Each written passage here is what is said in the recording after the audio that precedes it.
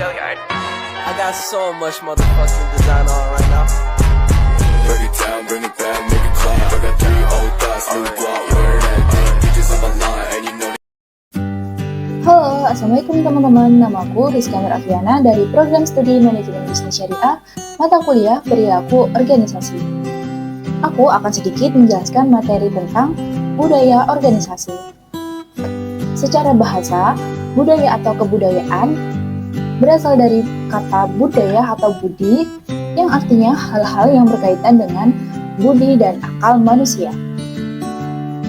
Sedangkan pengertian organisasi atau perusahaan sendiri merupakan sekumpulan 2 orang atau lebih yang berkumpul dalam suatu wadah yang sama dan memiliki satu tujuan yang sama. Dari 2 kata tersebut dapat disimpulkan bahwa budaya organisasi atau perusahaan merupakan suatu sistem nilai, norma, dan keyakinan yang dianut oleh sekelompok orang dalam suatu organisasi yang membedakannya dengan yang lainnya. Hal ini sangat penting bagi perusahaan atau organisasi karena dapat menentukan kinerja, efisiensi, dan kesuksesan. Jadi, budaya organisasi atau budaya perusahaan adalah suatu peraturan yang telah ditetapkan oleh perusahaan untuk karyawannya guna untuk meningkatkan kinerja sehingga dapat menciptakan efisiensi dan tercapainya tujuan dari perusahaan atau organisasi tersebut. Selanjutnya adalah terbentuknya organisasi. Dapat dilihat di diagram bahwa yang pertama adalah filosofi organisasi, kemudian lanjut dengan kriteria seleksi, manajemen puncak, dan sosialisasi. Yang terakhir adalah budaya organisasi. Nah, terbentuknya budaya organisasi pada awalnya berasal dari filsafat pendiri organisasi, yang kemudian filsafat ini akan menentukan penyaringan karyawan-karyawan yang sesuai dengan filsafat dari pendiri organisasi. Tujuan eksplisit dari proses seleksi ini adalah untuk mengidentifikasikan dan memperkerjakan individu yang mempunyai pengetahuan, keterampilan, dan kemampuan untuk melakukan pekerjaan dengan sukses di dalam organisasi tersebut. Nah, dengan tindakan manajemen puncak, baik lewat apa yang dikatakan maupun bagaimana mereka berperilaku, eksekutif senior ini menegakkan norma-norma yang mendasar ke bawah sepanjang organisasi itu ada. Selanjutnya adalah sosialisasi, merupakan proses yang mengadaptasikan para karyawan pada budaya organisasi yang ada. Ada 3 tahap proses sosialisasi, yaitu yang pertama adalah tahap pra-kedatangan, yaitu kurun waktu pembelajaran dalam proses sosialisasi yang terjadi sebelum seorang karyawan baru bergabung dengan organisasi itu. Yang kedua adalah tahap keterlibatan, tahap di mana seorang karyawan baru menyaksikan seperti apa sebenarnya organisasi itu dan menghadapi kemungkinan bahwa harapan dan kenyataan dapat berbeda. Yang ketiga atau tahap terakhir adalah tahap metamorfosis. Tahap ini adalah seorang karyawan yang baru berubah menyesuaikan diri pada pekerjaan, kelompok kerja, dan organisasi. Selanjutnya adalah fungsi budaya organisasi. Ada 5, yang pertama adalah batas, yang kedua identitas, yang ketiga komitmen, yang keempat stabilitas, dan yang terakhir sikap dan perilaku.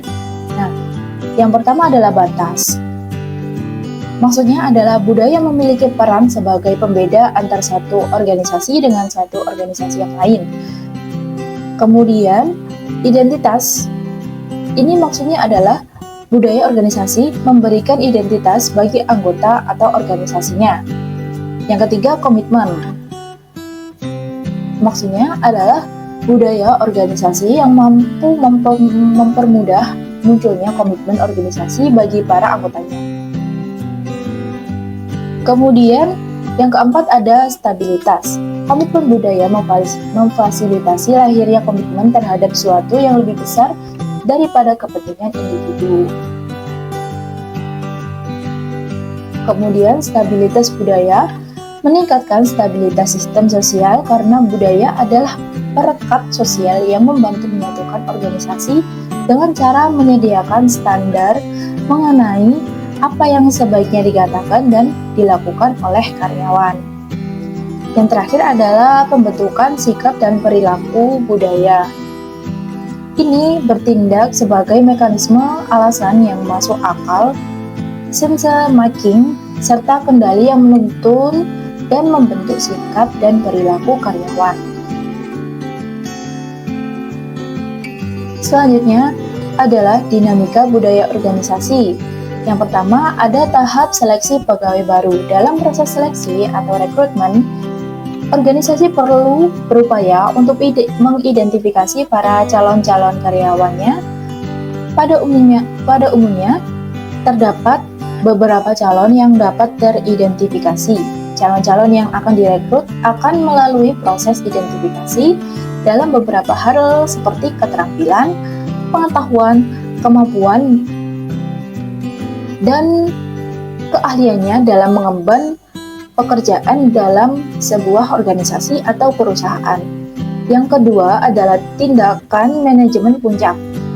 Bawahan dan senior menjadikan manajemen puncak sebagai standar organisasi dalam bertindak, serta memantapkan norma-norma yang terkait dalam organisasi terkait sejauh mana pengambilan resiko yang diharapkan, seberapa banyak kebebasan yang harus diberikan oleh para manajer senior kepada karyawan, dan pakaian apa yang pantas, promosi, dan lain sebagainya. Dan yang ketiga adalah sosialisasi budaya organisasi. Sosialisasi budaya organisasi dapat diartikan sebagai suatu sistem kegiatan di mana seorang anggota organisasi untuk mempelajari seluk-beluk organisasi dan bagaimana anggota organisasi berinteraksi satu sama lain serta berkomunikasi dalam rangka menjalankan tugas dan pekerjaannya masing-masing. Selanjutnya adalah menciptakan budaya organisasi. Ada beberapa cara untuk menciptakan budaya organisasi. Yang pertama yaitu membuat visi dan misi yang jelas. Visi dan misi ini sangat penting bagi perusahaan karena visi dan misi ini ibaratkan sebagai target sebuah perusahaan atau organisasi untuk mencapai tujuannya.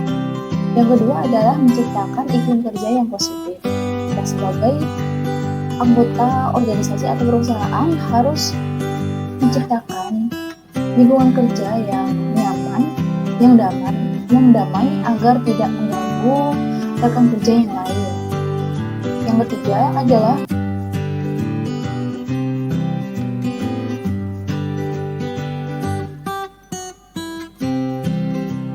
selanjutnya adalah menciptakan budaya organisasi.